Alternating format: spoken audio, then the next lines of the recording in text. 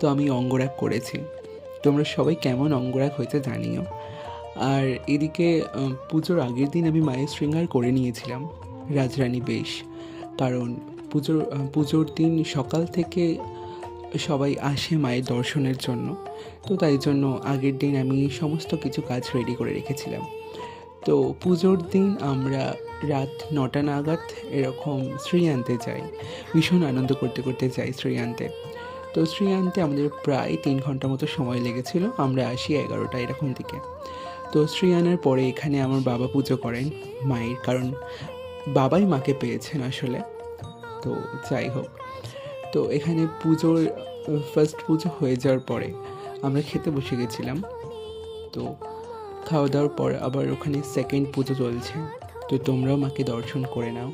আমি কিছু clip add করেছি। এটা ছিল সেকেন্ড পুজো।